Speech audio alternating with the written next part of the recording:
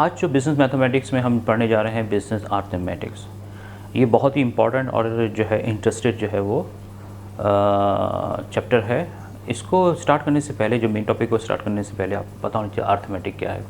Actually arithmetic जो है वो मैथमेटिक्स की एक ऐसी ब्रांच है जो कि डील करती है सब्ट्रैक्शन, एडिशन, मल्टीप्लिकेशन और डिवीजन से विथ नंबर, यानी कि नंबर को जो आप ऐड कर रहे होते हैं, सब्ट्रैक्ट करते हैं, डिवाइड कर रहे होते हैं, तो इसको हम कहते हैं इन कॉमन वर्ड्स में अर्थमेटिक्स, राइट। इनको अर्थमेटिक कहते हैं। तो इसी अर्थमेटिक को जो है हम जो है बिज़नेस पॉइंट ऑफ व्यू से देखेंगे, कैसे यूज़ करते हैं इसको बिज़नेस में, तो वो हमारी कहलाती है बिज़नेस अर्थमेटिक, राइट।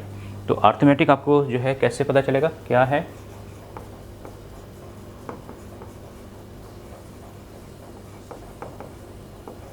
अर्थमेटिक जो है मैं लिख सकता हूँ कि plus minus multiplication and division of number, यानी कि क्या है। तो हमने जो कैसा कहा था आपसे कि मैथमेटिक्स का जो ब्रांच है जो कि डील करती है इन 4 मैथमेटिकल ऑपरेशन से ऑफ अ नंबर, सही है। तो ये हमारा कहलाता है अर्थमेटिक, और इसी की यूजेज जो है हम पढ़ेंगे बिजनेस पॉइंट ऑफ व्यू से, तो ये हो जाएगी बिजनेस अर्थमेटिक, राइट। तो अगर आपसे कहा जाए कि इसका मतलब है नंबर्स को, जो आपके पास जो क्वांटिटी आई है, क्वांटिटी होगी ना, क्वांटिटी इन्फॉर्मेशन जो है, तो क्वांटिटी इन्फॉर्मेशन जो है यानी कि ये जो नंबर्स हैं ये क्वांटिटी इन्फॉर्मेशन हो गई। तो इस नंबर्स को आप कैसे एक्सप्लेन करेंगे। तो इसको करने के लिए, इन नंबर्स को एक्सप्लेन करने के लिए बिजनेस अर्थमेटिक्स में 2 तरीक़ेकार होते हैं। एक तरीक़ेकार हमारे पास क्या आता है, एब्सोल्यूट नंबर, एब्सोल्यूट नंबर्स है, और एक जो है या एब्सोल्यूट टर्म्स जिसे कहते हैं, और एक जो है वो रिलेटिव टर्म्स। यानी कि ये जो नंबर्स हैं इनको ये आप 2 तरीके से, यानी कि ये जो क्वांटिटी इन्फॉर्मेशन है ये आप बिज़नेस में जो है वो 2 वे से जो है वो एक्सप्रेस कर सकते हैं। एक जो है एब्सोल्यूट है और एक जो है वो रिलेटिव है। अब एब्सोल्यूट होती क्या है। एब्सोल्यूट का मतलब है, जैसे मैं कहूँ कि फॉर एग्जांपल सेल्स में करता हूँ, सेल्स मैंने कहा कि सेल जो है वो कितनी है, 2 मिलियन है, सही है।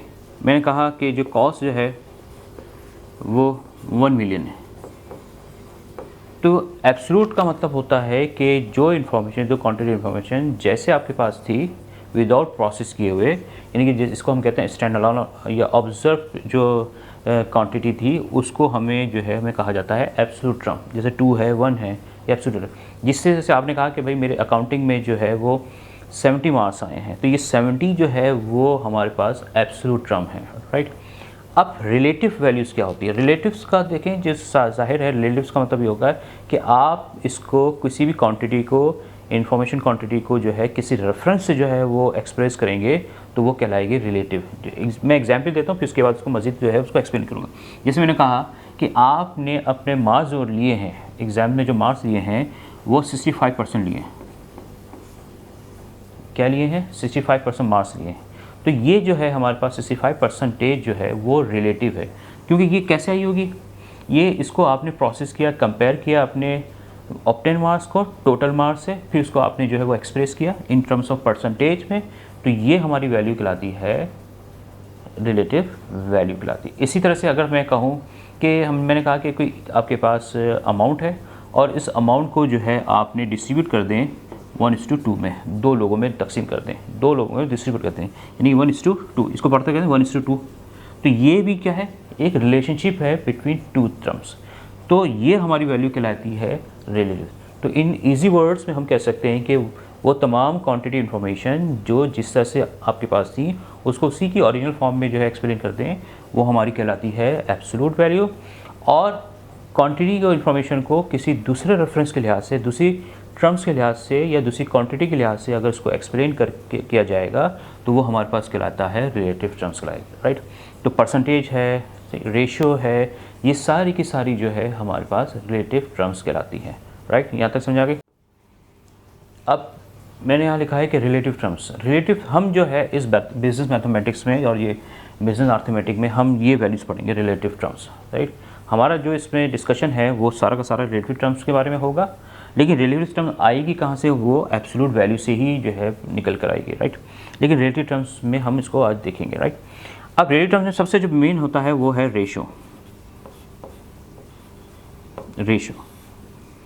रेशो होता क्या है, यानी कि जो अब ये वैल्यू जो निकालेंगे, चाहे वो 65% निकाल रहे हैं या 1:2 निकाल रहे हैं, ये बेसिकली आप जो है वो रेशो से निकाल रहे हैं।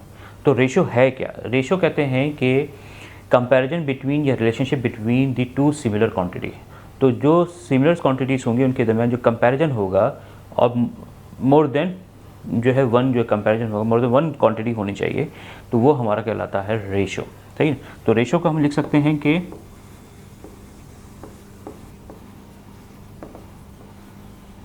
Comparison between two similar quantity. तो कंपैरिजन बिटवीन या relationship between two similar quantity या more than two similar quantities जो है वो हमारा क्या कहलाता है, कंपैरिजन। तो नॉर्मली हम जो है कंपैरिजन जो है वो दो के ही दरमियान कर रहे होते हैं, जैसे सेल्स का कॉस्ट के साथ कंपैरिजन करना, प्रॉफिट का सेल्स से कंपैरिजन करना, ऑप्टेन मार्क्स का टोटल मार्क्स से कंपैरिजन करना, सही ना। या हाउस होल्ड इनकम का जो है वो किसी भी मुल्क में जो हाउस होल्ड इनकम कितनी जो है वो सेविंग के साथ जो है आपको कंपैरिजन करना। तो सिमिलर क्वांटिटी जो है होना ज़रूरी है, सही है। तो ये हमारा कहलाता है रेशो कहलाता है। अब रेशो को निकालने के बहुत सारे तरीक़ेकार हैं, राइट। उसको करने से पहले मैं रेशो को अक्सर जो है, जैसे मैंने यहाँ कहा टू क्वांटिटी, एक क्वांटिटी फॉर एग्जांपल हम कह लेते हैं ए, सही ना। फर्स्ट क्वांटिटी ए है और दूसरी क्वांटिटी क्या है, वो हमारे पास है बी। तो इसको अगर हमको ए से बी का कंपैरिजन करना है तो हम कंपैरिजन और किन टर्म में कंपैरिजन कर रहे हैं, क्वालिटेटिव नहीं, क्वांटिटेटिव। तो क्वांटिटेटिव जो है अगर हम इसको कंपैरिजन करना चाहेंगे तो हमें किसका सहारा लेना पड़ेगा, क्योंकि अर्थमेटिक मीन्स मैंने पढ़ा है, और सॉरी अर्थमेटिक के जो है पढ़ा रहे हैं हम। तो अर्थमेटिक में हम क्या करेंगे, plus minus multiplication division of number. तो इन्हीं ऑपरेशन को लेते हुए हमें कंपैरिजन करना है, राइट। तो कंपैरिजन के लिए हम जो है नॉर्मली क्या करते हैं, डिवाइड करते हैं। तो हम इसको लिख सकते हैं ए कंपैरिजन बी, यानी कि दूसरी सूरत में हम कह सकते हैं कि ए डिवाइडेड बाय बी। तो ये किस चीज़ का निशान है, ये जो साइन है एक डिवाइड का, ये किस चीज़ का साइन है, ये इसको जो इस तरह से जो मैंने बताया यहाँ पर, ये जो साइन है ये जैसा जो है वो किसका है, साइन डिवीजन का है। तो इसी वजह से हमने इस चैप्टर को कहा जाता है अर्थमेटिक, बिजनेस अर्थमेटिक। तो अर्थमेटिक जैसे मैंने आपको बताया था, अर्थमेटिक ये वैल्यूज़ हैं, इसको कहते हैं। तो इन्हीं को इस्तेमाल करते हुए प्लस माइनस मल्टीप्लिकेशन डिवीजन, इसको इस्तेमाल करते हुए जो कंपैरिजन किया जाएगा क्वांटिटी के दरमियान, वो हमारा क्या आएगा, वो कहलाता है रेशो। और रेशो जो है वो क्या है, रिलेटिव टर्म्स से। बात समझ आ गई। तो ए इसको पढ़ा जाता है A:B, A:B, यानी कि ए का कंपैरिजन हो रहा है किससे, बी से, राइट। जैसे फॉर एग्जाम्पल हम कहें कि प्रॉफिट है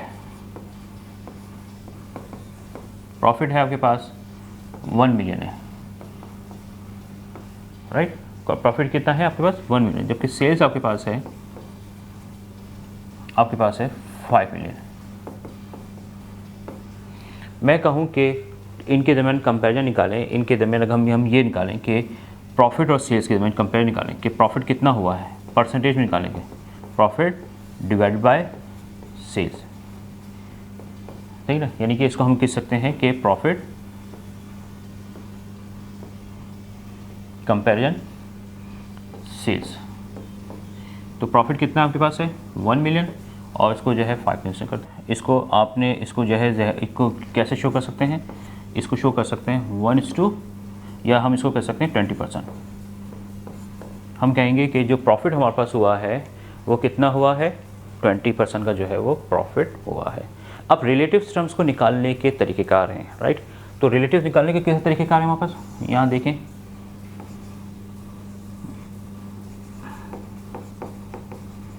कैसे फाइंड आउट कर सकते हैं, एक हम कर सकते हैं कि जैसे मैंने कहा है कि रेशो, जो मेन इसकी है रेशो। तो रेशो को जो है हम जो है मज़ीद जो है किस तरह से ज़ाहिर कर सकते हैं, रेशो निकल सकता है रेट की फॉर्म में, राइट। रेशो निकल सकता है जो है आपके पास परसेंटेज की फॉर्म में, रेशो जो है आपके पास निकल सकता है प्रोपोर्शन की फॉर्म में, इसमें सबसे जो पहला हमारे पास है वो हम रेट फाइंड आउट करेंगे। रेट क्या है? रेट हम लिख सकते हैं ratio, rate is also ratio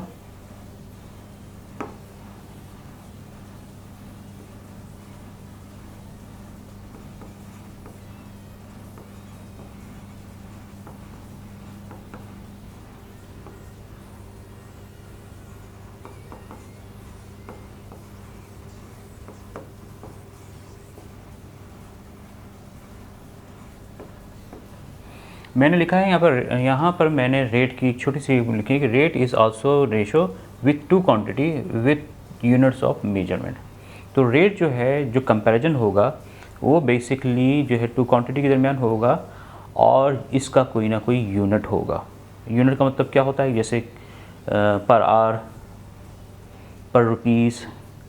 तो ये जो है आपके पास जो है वो यूनिट, जैसे मिसाल के तौर पे हम कहते हैं कि हमने कहीं पर जो है इन्वेस्टमेंट की और जो इन्वेस्टमेंट से जो हमें प्रॉफिट लिया जाएगा उस प्रॉफिट को हम कहते हैं रिटर्न। तो हम एक एग्जाम्पल कहते हैं कि रिटर्न ऑन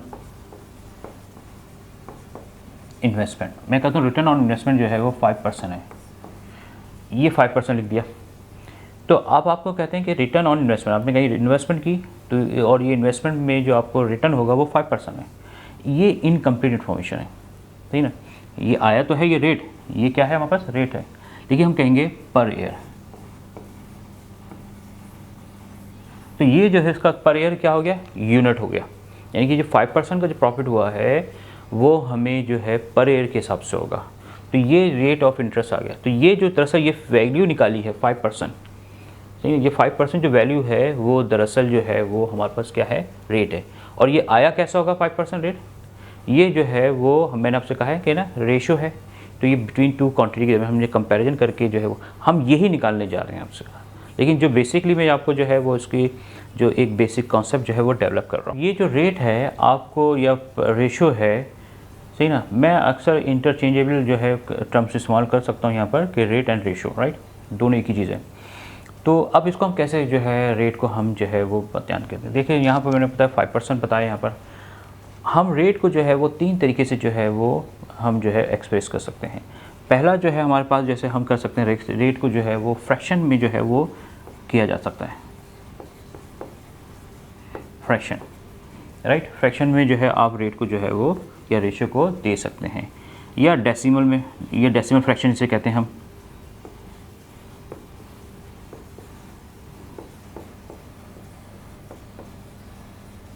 फिर हम तीसरे नंबर पे जो है वो परसेंटेज में ज़ाहिर करते हैं। सकता है जो फ्रैक्शन में कह सकते हैं कि हम इसको ऐसे कर सकते हैं 1/2, सही ना? 1/2। तो ये फ्रैक्शन है। ये आप फ्रैक्शन आपको पता है जिसमें ऊपर वाली वैल्यू जो है न्यूमरेटर कहलाती है और नीचे वाली वैल्यू क्या कहलाती है? डिनोमिनेटर कहलाती है। तो रेट को जो है वो इस तरह से भी ज़ाहिर कर सकते हैं। यानी कि हम कहते हैं कि भाई मैंने जो है ये एक टोटल प्रॉफिट हुआ है उसका हाफ जो है डिस्ट्रीब्यूट कर दिया। तो हाफ जो है क्या कहलाता है? हाफ हम लिख सकते हैं ना, हाफ इस तरह से ये लिख सकते हैं कि मैंने कहा कि मैंने जो है इस प्रॉफिट को जो है जो मेरे पास हुआ है इसको मैंने 50% जो है वो डिस्ट्रीब्यूट कर दिया। तो 50% भी क्या है? वो हाफ के मायने में। मैंने कहा कि मैंने इस प्रॉफिट को जो है 0.5 जो है वो डिस्ट्रीब्यूट कर दिया। तो इन तीनों को शो करना और इससे जो इन्फॉर्मेशन आ रही है वो सेम ही है, ठीक ना? जैसे मिसाल के तौर पे ये कहा गया हाफ, यानी कि 1/2, ये हाफ हो गया किसी भी चीज़ का। 50% भी कितना होता है? टोटल का जो है 50% का मतलब ये हाफ ही दे दिया। या जो है 0.5 का, तो 0.5 जो है ये भी क्या है? एक तरह से जो है वो आपका रेशो ही को शो कर रहा है और इन्फॉर्मेशन जो है वो इसको सेम वही है।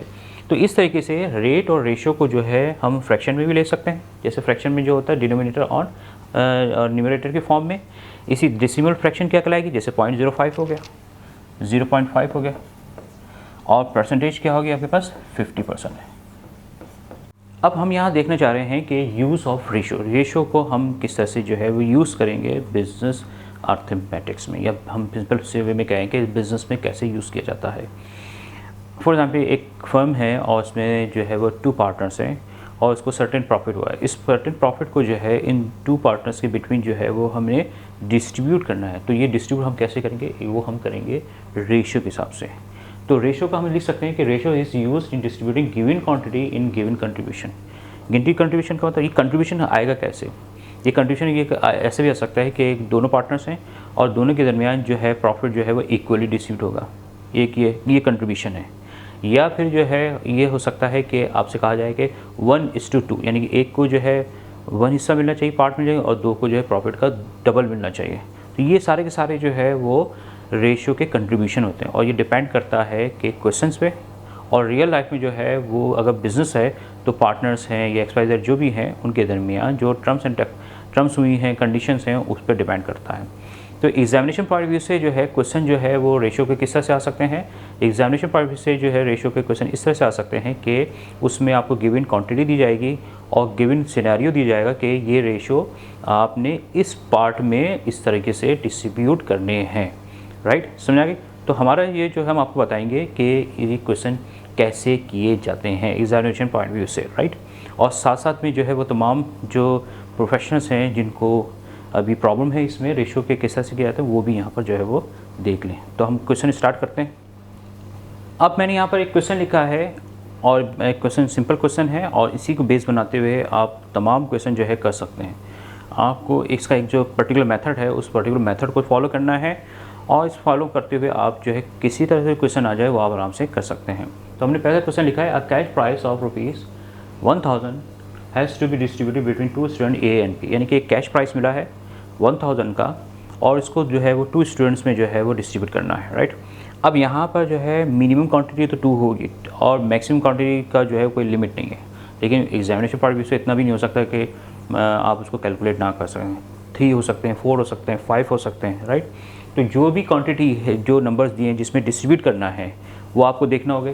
तो आपको जो है कितने स्टूडेंट हैं, 2 स्टूडेंट्स है ए एंड बी, और इसको जो है किस में करना है, 2 और 3 में। अब सबसे पहले आपने जो है क्वेश्चन को देखना है, समझना है। आपने क्या करना है, जो डिस्ट्रीब्यूट करना है कितने लोगों में डिस्ट्रीब्यूट करनी है, आपने किस में करना है, ए और बी में, राइट। तो सबसे पहले क्या दिया गया है, ए, और बाद में क्या दिया है, बी। अगर आपको मेंशन कर दें, पर्टिकुलर मेंशन कर दें कि ए का जो रेशियो है या ए का जो हिस्सा है, ए का जो हिस्सा है हम इसका कह सकते हैं, ए का जो शेयर है, वर्ड्स जो है वर्ड्स हम यहाँ से कहते हैं शेयर है, वो आपको पर्टिकुलर मेंशन कर दें तो आपको कोई प्रॉब्लम नहीं है। लेकिन अगर पर्टिकुलर मेंशन ना करें, रेशियो दिया गया है तो आपने इसकी सीक्वेंस देनी है। तो यहाँ पर क्या आ रहा है, सबसे पहले ए और बाद में क्या आ रहा है, बी। तो इसका मतलब हुआ कि ए का जो शेयर है वो कितना है, 2 है, और बी का जो शेयर है वो कितना है, 3 है। क्योंकि अगर आपने इसको जो है सही तरीके से नहीं किया, ए का जो है बी को कर दिया, बी का जो है वो ए को कर दिया, तो एग्जामिनेशन पॉइंट ऑफ व्यू से और वैसे भी टेक्निकली तौर पे भी जो है वो क्वेश्चन जो है वो गलत हो जाएगा।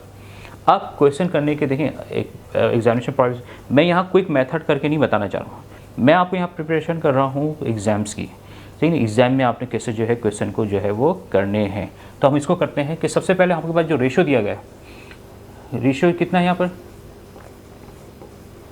वो रेशियो दिया गया है किसके दरमियान है, ratio between A and B. देखिए सीक्वेंस में रखिए, सबसे पहले ए और उसके बाद बी, क्योंकि इस क्वेश्चन में यही दिया गया है। वो क्या है, 2:3। आपने क्या करना है, आपने डिस्ट्रीब्यूट करना है जो प्राइस है, सही है, कैश प्राइस।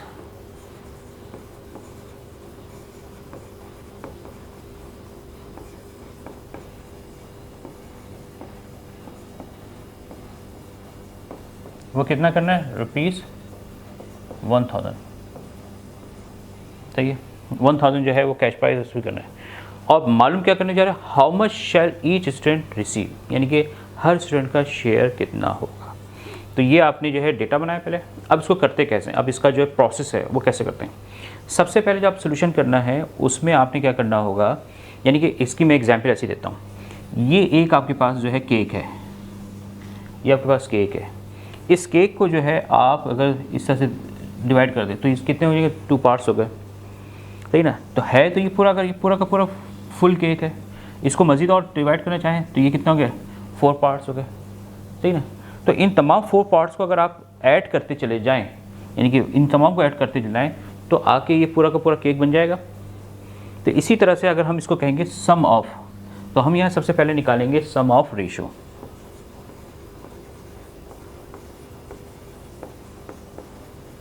तो सम ऑफ रेशो कैसे निकलते हैं? जो रेशो गिवन है आपको वो लिख लें। यहाँ 2 है तो 2, 3 है तो 3, जो भी है वो लें। 2 + 3 तो कितना हो जाएगा? 5। इसको हमने यहाँ क्यों लिया सम ऑफ रेशो? इस वजह से लिया कि जैसे मैंने आपको एग्जाम्पल दी थी कि ये एक जो है वो केक है। इस केक के अगर आप जो है 5 पार्ट्स कर दें, 1 2 3, 1 2 3 4 और ये 5, हम कहते हैं कि इसको डिस्ट्रीब्यूट करना है 2 स्टूडेंट में इस रेशो में। इसका मतलब है इसको कितने हिस्से मिलने हैं? इसको 2 हिस्से मिलने हैं। और दूसरे वाले को कितने हिस्से मिलने हैं? 3 हिस्से को मिलने हैं। और इन दोनों के जो शेयर जो उन्होंने लिए हैं उसको अगर आप दोबारा से ऐड कर लें तो दोबारा से वही जो पहले डिस्ट्रीब्यूट होने से पहले जो केक था वही आ जाएगा। तो इसी वजह से कैलकुलेशन के लिए हमें रेशो को सबसे पहले क्या निकालना पड़ेगा? उसका सम निकालना पड़ेगा कि ये जो अमाउंट है इसको हमें कितने हिस्से बनाने हैं? 5 हिस्से बनाना है। उस 5 में से जो है जिसका जितना हिस्सा होगा वो हमें उसको उठाकर दे देंगे, राइट। तो ए शेयर लिखें। अब हमें निकालना है ए शेयर। ए शेयर निकालना है जो जिसमें डिस्ट्रीब्यूट करना है उसको निकालना है। वो कैसे निकालेंगे? इसका बाद ए का share is ratio divide by sum of ratio और मल्टीप्लाई बाय अमाउंट जो हमने करना है। ए का शेयर कितना है? ए का शेयर मैंने जो बताया था आपने 2 है। सम ऑफ दिस रेशो कितना है? 5 है। और डिस्ट्रीब्यूट क्या करना है? डिस्ट्रीब्यूट करना है ये अमाउंट यानी कि 1000। ठीक है, तो ये तरीक़ेकार है इसका सॉल्व करने का। ठीक है, तो इसका मतलब क्या हुआ? जो 1000 है उसको हमने कितने हिस्सों में पार्ट में तकसीम कर दिया, यानी डिवाइड कर दिया 5 पार्ट्स में। उस 5 में से जो ए के शेयर है वो कितने हैं? वो 2 हैं। तो ए शेयर कितना आएगा यहाँ पर? ए का जो शेयर हो जाएगा, आप इसको करें 1000 को 5 से डिवाइड करेंगे 200 आएगा, 200 को 2 से मल्टीप्लाई करेंगे 400, ये 400 इसका जो आएगा और रुपीस लिखा करें, राइट। इसी तरह से बी का शेयर निकालें। बी का कितना शेयर है? ए शेयर्स। इसी तरह से बी शेयर कितना है यहाँ पर? 3 और सम ऑफ द रेशियो कितना है? 5 और डिस्ट्रीब्यूट क्या करना है? 1000। तो ये कितना आ जाएगा? ये आपके पास आ जाएगा 600। ये बी का शेयर है। बात समझ आ गई यहाँ पर? तो इस तरीके से जो है वो क्वेश्चन जो है हमारे पास किए जाते हैं शेयर के।